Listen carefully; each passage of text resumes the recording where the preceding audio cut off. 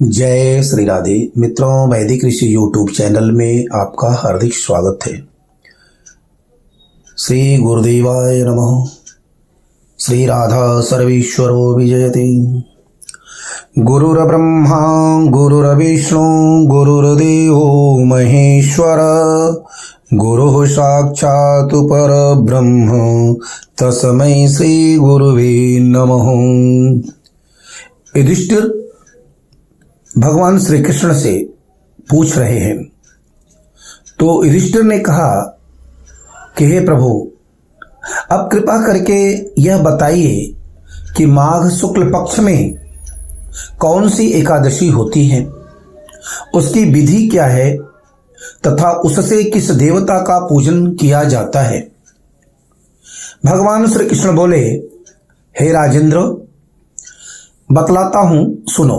माघ मास के शुक्ल पक्ष में जो एकादशी होती है उसका नाम जया है। वह सब पापों को हरने वाली उत्तम तिथि है। पवित्र होने के साथ ही पापों का नाश करने वाली है तथा मनुष्यों को भोग और मोक्ष प्रदान करती है। इतना ही नहीं, वह ब्रह्महत्या जैसी पाप तथा पिशाचत्व का भी विनाश करने वाली है। इसका व्रत करने पर मनुष्यों को कभी प्रेत योनि में नहीं जाना पड़ता। इसीलिए हे राजन, प्रयत्न पूर्वक जया नामक की एकादशी का व्रत करना चाहिए। एक समय की बात है,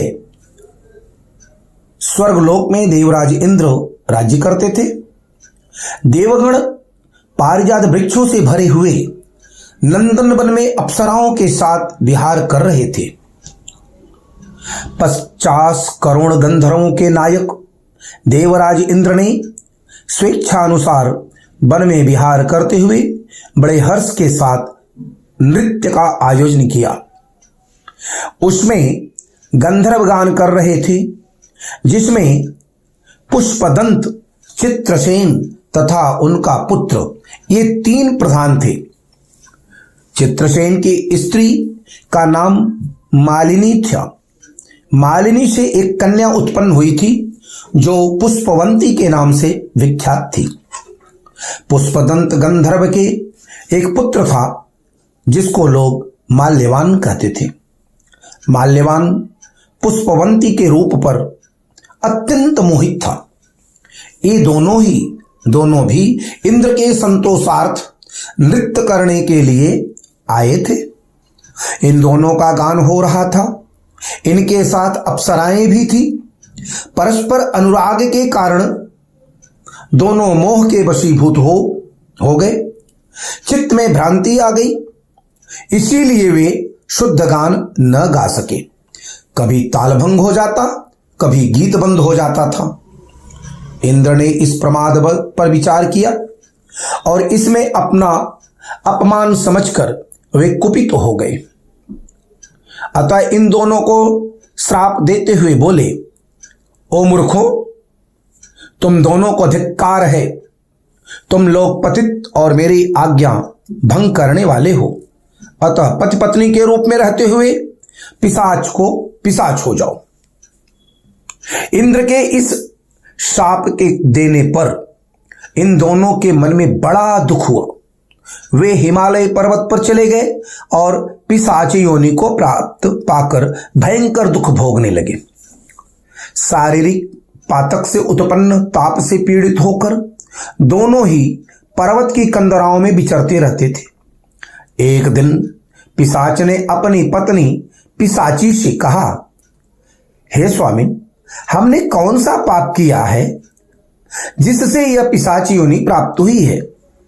नरक का कष्ट तो अत्यंत भयंकर होता ही है, पर यह तो पिशाच योनि और भी कष्ट देने वाली और दुख देने वाली है। अतः पूर्ण प्रयत्न करके हम दोनों को पाप से बचना चाहिए। इस प्रकार चिंतामग्न होकर वे दोनों दुख के कारण सूखते जा रहे थे। दैव योग से उन्हें माघ मास के शुक्ल पक्ष की एकादशी तिथि प्राप्त हो गई। वह जया नाम से विख्यात तिथि, जो सब तिथियों में उत्तम है, आई।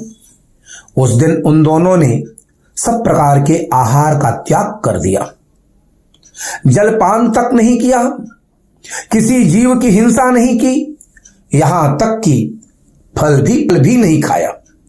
निरंतर दुख से युक्त होकर वे एक पीपल के समीप बैठे रहे। सूर्यास्त हो गया, उनके प्राण लेने वाली भयंकर रात उपस्थित हुई। उन्हें नींद नहीं आई। वे रति सुख या अन्य प्रकार के सुख को भी नहीं पा सके। किसी भी सुख में उनका मन स्थित नहीं हुआ।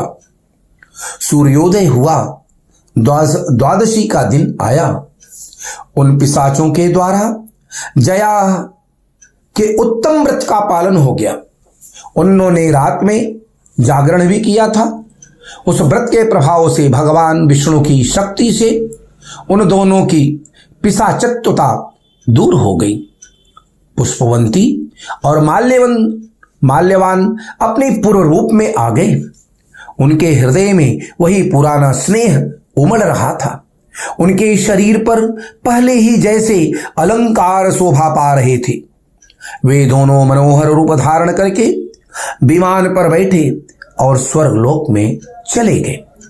वहां देवराज इंद्र के सामने जाकर दोनों ने बड़ी प्रसन्नता के साथ उन्हें प्रणाम किया। उन्हें इस रूप में उपस्थित देखकर इंद्र को बड़ा विस्मय हुआ। उन्होंने पूछा, बताओ, किस पुण्य के प्रभाव से तुम दोनों का पिशाचत्व दूर हुआ है?